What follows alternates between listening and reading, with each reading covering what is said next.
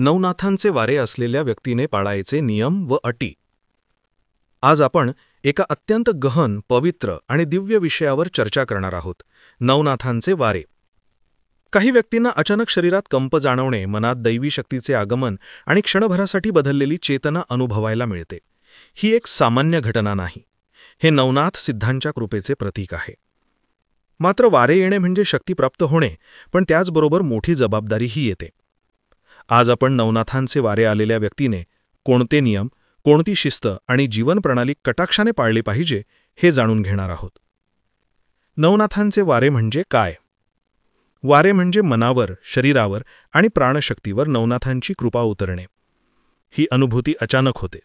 ती काही काळापुरती, काही दिवसांसाठी किंवा संपूर्ण आयुष्यासाठी असू शकते. ही कोणतेही शारीरिक आजार नसून एक आध्यात्मिक संदेश आहे की तुमची निवड झाली आहे, तुमच्यामध्ये सेवा करण्याची क्षमता आहे. परंतु येथे जबाबदारी महत्त्वाची आहे, कारण नियमांचे उल्लंघन झाल्यास ही शक्ती विपरीत परिणाम करू शकते. 1. स्वच्छता आणि पवित्रता. नवनाथ शक्तीला अपवित्रता सहन होत नाही. ज्या व्यक्तीला नवनाथांचे वारे येतात त्यांनी आपले घर नेहमी स्वच्छ ठेवावे, शरीर शुद्ध ठेवावे, स्नानाशिवाय पूजा अर्चा करू नये, दररोज स्वच्छ कपडे परिधान करावेत. पवित्रता अधिक असल्यास शक्ती स्थिर राहते आणि अपवित्रता वाढल्यास शक्ती क्षीण होते. संतांनी म्हटले आहे की शरीर शुद्ध तर नादकृपा स्पष्ट. 2. दान, सेवा आणि करुणा. ज्या व्यक्तीकडे वाऱ्याची कृपा असते तिच्याकडे एक अदृश्य ऊर्जा असते. ती ऊर्जा केवळ सेवा, दान आणि सद्गुणांनीच वाढते. अन्नदान करणे, गोसेवा करणे, गरिबांना मदत करणे आणि प्राण्यांवर प्रेम करणे, यामुळे वाऱ्याची ऊर्जा शुद्ध होते. 3. मद्य, मांस आणि व्यसनांपासून पूर्णपणे दूर. नवनाथ शक्ती वाऱ्याच्या रूपात शरीरात वाहत असते. त्यामुळे दारू, सिगारेट, मांसाहार किंवा इतर कोणत्याही प्रकारच्या नशिल्या पदार्थांचे सेवन त्वरित थांबवावे.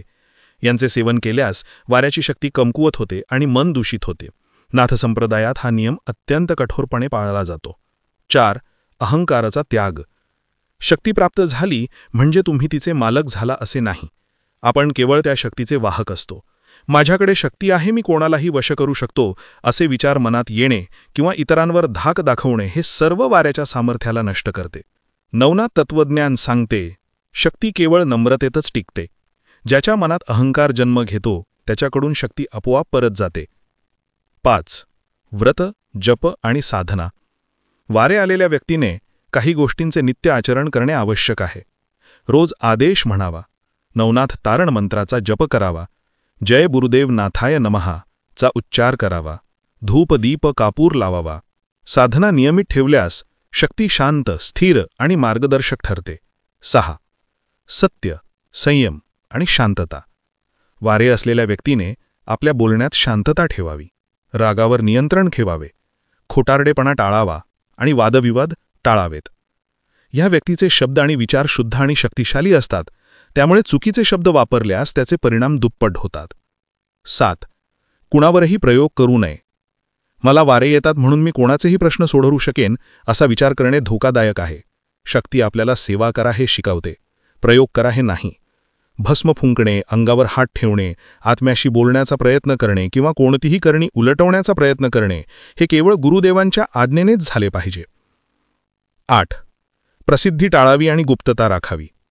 वारे आल्याची गोष्ट सगळ्यांना सांगत बसू नये, कारण शक्ती गुप्त ठेवल्यास ती वाढते, तर जाहीर केल्यास तिचे सामर्थ्य कमी होते. नाथ संप्रदायानुसार शक्ती लपवली तरच ते फळ देते. 9. गुरुला विसरू नये. ही शक्ती नवनाथांची आहे, त्यामुळे गुरुचरणी नेहमी विनम्र राहावे, नाथांचे सतत स्मरण करावे आणि गुरूंच्या शिकवणीनुसार आचरण करावे. गुरूंशिवाय शक्ती प्राप्त होते, पण योग्य दिशा मिळत नाही. नवनाथांचे वारे येणे म्हणजे देवाचा हात तुमच्यावर आहे, पण त्या हाताची पकड सुटू देऊ नका. यासाठी नियम, शिस्त, नम्रता, सेवा आणि सत्य आवश्यक आहे. जो या नियमांचे पालन करतो त्याच्या जीवनात नवनाथ स्वतः चालत येतात. अलख निरंजन नमो आदेश. व्हिडिओ कसा वाटला ते नक्की कळवा. नवनाथांचे वारे येत असल्यास कोणते नियम पाळावेत याची सविस्तर माहिती ह्या व्हिडिओमधून देण्याचा प्रयत्न केला आहे. तुम्हाला अजून कोणत्या विषयावर व्हिडिओ हवा असल्यास खालील कॉमेंट सेक्शनमध्ये मला कॉमेंट करून सांगा. अलख निरंजन नमो आदेश.